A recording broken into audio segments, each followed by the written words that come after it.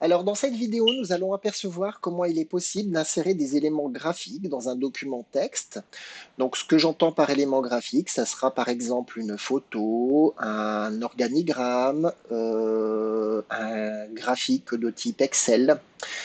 Donc, voilà l'objet de la vidéo et c'est parti. Donc, comme d'habitude, je vous invite à venir taper un texte pour vous entraîner dans Word. Je vous rappelle la fonctionnalité. On tape égal rand. Et ici, comme je souhaite avoir plusieurs pages pour faire des tests sur plusieurs pages, je vais rentrer un nombre assez conséquent de paragraphes, par exemple 50. Voilà, je viens de créer 50 paragraphes de texte. Et maintenant, nous allons pouvoir faire quelques manipulations. Pour mieux apercevoir certaines manipulations qu'on va faire sur les outils graphiques, je vous invite à sélectionner l'ensemble de votre texte et de le justifier. Donc pour sélectionner l'ensemble du texte, on appuie simultanément sur les touches CTRL du clavier et A. Et ensuite, on va utiliser le bouton justifier. Donc je vous rappelle que le bouton justifier, c'est celui-ci. Il se trouve dans le ruban accueil. Voilà, ça nous permettra de mieux apercevoir certaines manipulations qu'on va faire tout à l'heure. Alors, l'ensemble des éléments graphiques que l'on va utiliser se trouve dans le ruban Insertion. Et donc, on va parcourir rapidement dans un premier temps les différents éléments graphiques que l'on peut apercevoir dans ce ruban. Et je ne ferai pas forcément des manipulations sur tous les éléments graphiques. Ce que je vais dire, par exemple, sur le premier élément qu'on va utiliser, à savoir les images, en réalité, on peut le transposer à beaucoup d'autres éléments graphiques. Donc, je vais déjà parcourir le ruban insertion. On va regarder ce qu'il est possible d'insérer dans un document Word. Et après, j'essaierai d'être le plus exhaustif possible sur les manipulations possibles sur ces éléments graphiques. Mais il y en a tellement que très probablement je ne parlerai pas de tout. Et je vous invite très vivement à être curieux et à parcourir un petit peu ces outils par vous-même pour mieux les découvrir. Voilà, je vous guide sur certaines manipulations, mais je compte beaucoup sur votre curiosité pour aller faire un petit tour beaucoup plus complet. C'est parti, on y va.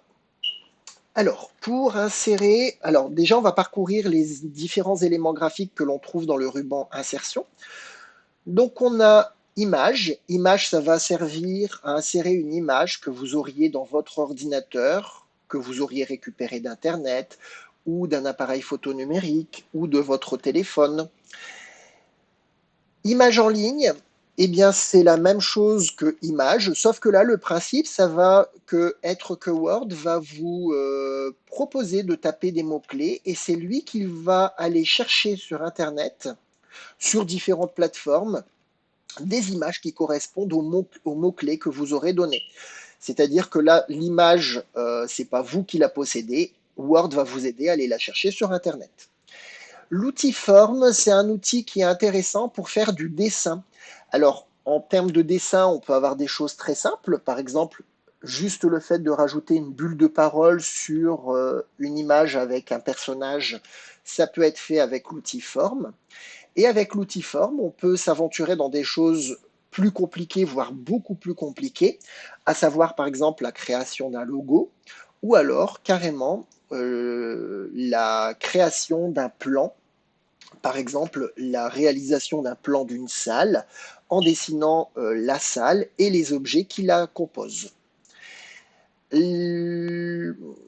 Juste pour revenir un tout petit instant sur la réalisation de plans, les plans, vous pourrez les faire à l'échelle, c'est-à-dire qu'avec un petit jeu mathématique, vous allez pouvoir donner une taille très précise à vos différentes formes et du coup, réellement, votre plan sera tout à fait proportionnel à la réalité. Icônes, ben, c'est des petits dessins qui viennent compléter les formes et qui sont peut-être un petit peu plus stylisés alors là, on voit par exemple dans le petit dessin trouver un canard, une feuille, chose qu'on n'aurait pas forcément dans l'outil forme.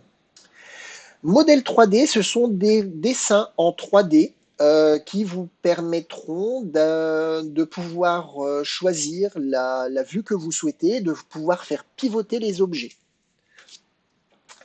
Smart Art, Smart Art, c'est l'outil de dessiner des diagrammes.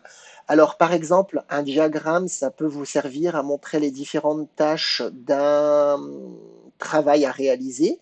Ça peut vous permettre de présenter l'organigramme hiérarchique d'une entreprise, etc.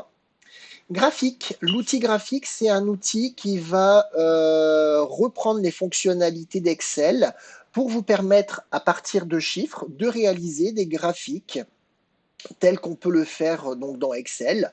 Par exemple, un graphique pour montrer l'évolution d'une population, pour présenter.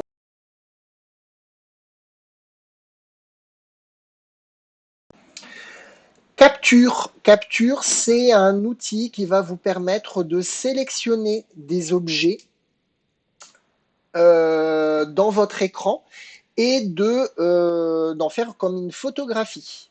Donc c'est pratique quand on veut montrer par exemple quelque chose qu'on ne peut pas copier autrement. En fait, Capture, ça va vous permettre de venir copier une petite partie de votre écran pour pouvoir, ou la totalité de l'écran d'ailleurs, pour pouvoir l'intégrer dans Microsoft Word. Si on continue un petit peu, on voit l'outil vidéo en ligne. Vidéo en ligne, c'est un outil qui va nous permettre d'intégrer une vidéo dans notre document texte.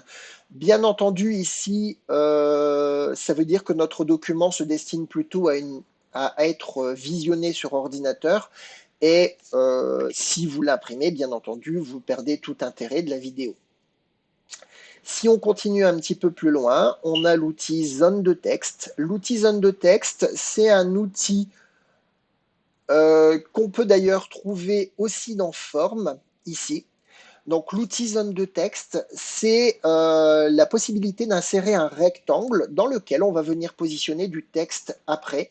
Et ça permet par exemple de positionner un rectangle avec du texte par-dessus n'importe quel autre objet. Ça peut être aussi bien une photo qu'un graphique ou probablement d'autres choses que je ne pense pas évoquer ici. On a après l'outil WordArt. L'outil WordArt, c'est la possibilité d'insérer du texte sous une forme très stylisée, avec plein d'effets derrière, de couleurs, d'ombrage, de reflets et de couleurs dégradées ou unies. Et pour finir, on a ici l'outil lettrine. Donc une lettrine, c'est une grosse lettre. C'est très bien symbolisé ici, là.